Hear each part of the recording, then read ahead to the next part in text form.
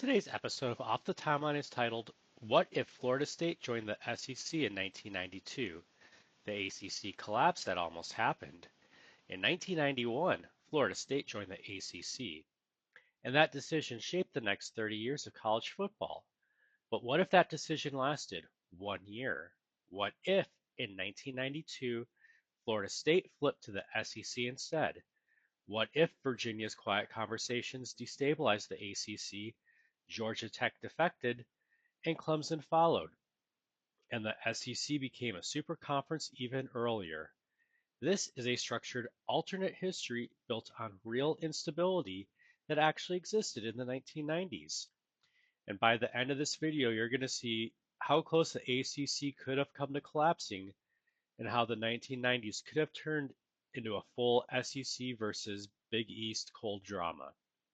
Let's rewind to 1992 and the moment everything could have changed. In real life, Florida State joined the ACC in 1991. At the time, it felt logical. The ACC offered stability. But here's what people forget. The early 90s were unstable. Penn State had just joined the Big Ten. The SEC had just added Arkansas and South Carolina. TV money was beginning to reshape the sport. The Bull Coalition was fragile. Now imagine this.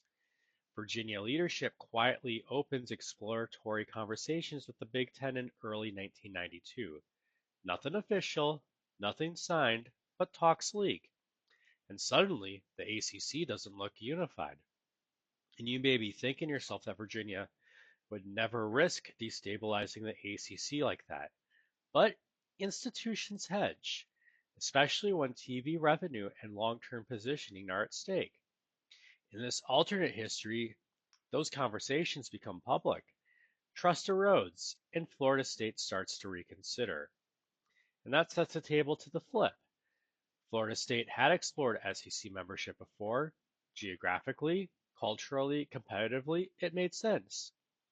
And in this alternate history, after seeing ACC instability, Florida State's leadership reopens quiet talks with the SEC in the summer of 1992.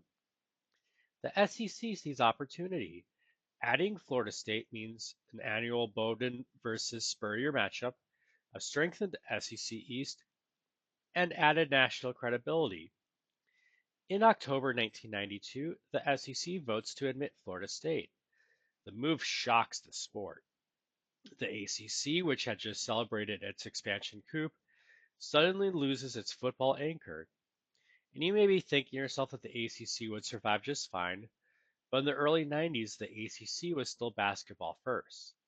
Without Florida State, its football leverage weakens dramatically, and that's when the next domino falls. And that sets the table to Georgia Tech defecting.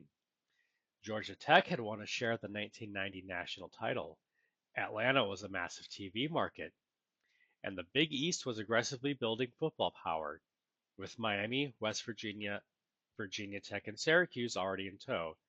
In this alternate history, Georgia Tech sees the ACC wobbling and accepts a Big East invitation in 1993. Now the map changes. The SEC has Florida, Florida State, Tennessee, Georgia, and Alabama. The Big East has Miami, Georgia Tech, and West Virginia. The ACC, Clemson is now staring at a shrinking league. You may be thinking to yourself that Clemson would stay loyal. But loyalty fades when competitive disadvantage grows, and Clemson begins quiet SEC conversations of its own. And that sets the table for 1993 national consequences. Now we talk impact. Not game by game, but structural impact. In real life, Florida State won the 93 national championship. In this alternate history, they do it as an SEC program. That matters. It cements the SEC as the sports epicenter 5 to 7 years earlier than reality. Recruiting changes faster. TV contracts move south earlier. The SEC championship game becomes must-watch TV. Meanwhile, the Big East, now with Georgia Tech, emerges as the anti-SEC bloc.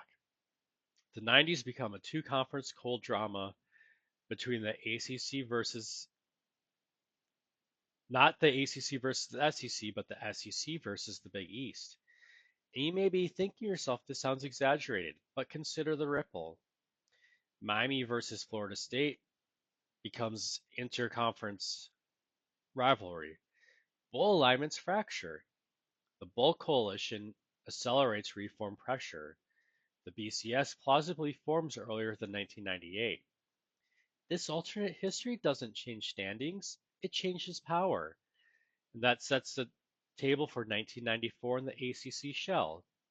By 1994, Clemson sees the writing on the wall. In this alternate history, Clemson joins the SEC. Now the SEC East becomes brutal with Florida, Florida State, Tennessee, Clemson, and Georgia.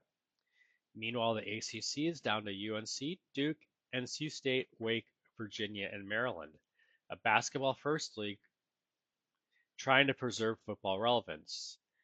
And the realignment chaos? It begins early.